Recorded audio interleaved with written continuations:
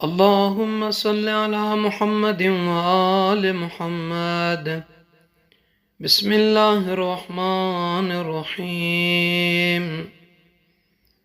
رب اشرح لي صدري ويسر لي أمري واحلل عقدة من لساني يفقه قولي.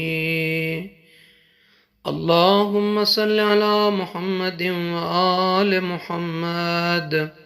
مولانا علی بن ابی طالب علیہ السلام نے صاحبان ایمان مومن مومنات مسجد کوفہ میں پہلی تاریخ کو خطبہ ارشاد فرمایا کہ اللہ کی بہترین حمد و ثنا اور نبی کریم صلی اللہ علیہ وآلہ وسلم پر درود و صلوات کے بعد امام علیہ السلام نے فرمایا، ایھا الصائم، اے روزہ دارو، اپنے کاموں میں غور و فکر کرو، کیونکہ تم اس مہینے میں اپنے رب کے مہمان ہو، لہذا خیال رہے کہ تم اپنے روز و شب میں کس طرح رہتے ہو اور کس طرح اپنے اعضاء و جوارح کو اللہ کی نافرمانی سے محفوظ رکھتے ہو۔ مولا فرماتے ہیں دیکھو ایسا نہ ہو کہ تم رات میں سوتے رہو اور دن غفلت میں کاٹ دو، اس طرح پورا مہینہ ختم ہو جائے اور گناہوں کا بوجھ تمہارے دوش پر ابھی بھی باقی ہو۔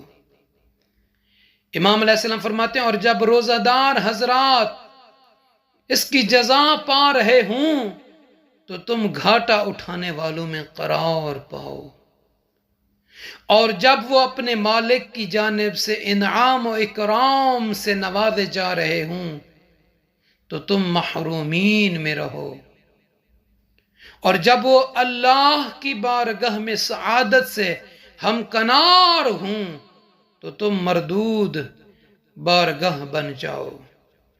یعنی امام علیہ السلام نے روزے داروں کو، اللہ کے بندوں کو اس مہینے میں اعمال کی طرف متوجہ فرمایا ہے، عبادات کی طرف متوجہ فرمایا ہے، اور خبردار فرمائے کہ کہیں ایسا نہ ہو کہ خواب غفلت میں سوتے رہو اور اللہ کی طرف سے بہترین انعام جو اللہ اپنے روزہ دار بندوں کو عطا فرمائے گا اس سے محروم ہو جاؤ۔ ایسا نہ ہو کہ ساری رات یہ مہینے کی گزارتے رہو سونے میں اور دن غفلت میں، پھر جزا سے، انعامات اکرامات سے محروم ہو جاؤ۔ تو صاحبان ایمان مومنین، یہ عبادت کا مہینہ ہے، یہ ریاضت کا مہینہ ہے، یہ اللہ سے قرب حاصل کرنے کا مہینہ ہے۔ کثرت کے ساتھ محمد و آل محمد علیہ السلام پر صلوات درود ہدیہ کرنے کا مہینہ ہے۔ جتنا ہو سکتا ہے اس مہینے سے فائدہ اٹھائیں۔ تو آئیے صاحبان ایمان مومن مومنات، 7ویں شب رمضان المبارک کی نماز، یہ 4 رکعت نماز ہے، 2 کر کے پڑھنا ہے۔ طریقہ یہ ہے کہ ہر رکعت میں سورہ الحمد کو 1 مرتبہ پڑھنا ہے اور اس کے بعد سورہ قدر کو 10 مرتبہ پڑھنا ہے۔ 4 رکعت نماز، ہر رکعت میں سورہ الحمد 1 مرتبہ، سورہ قدر 10 مرتبہ پڑھنا ہے۔ اور 7ویں دن کی دعا یہ ہے، اللہم اعنی فیہ علی صیامہ و قیامہ وجنبنی فیہ من ہفواتہ و آثامہ وارزقنی فیہ ذکرک بدوامہ بتوفیقک یا ہادی المضلین۔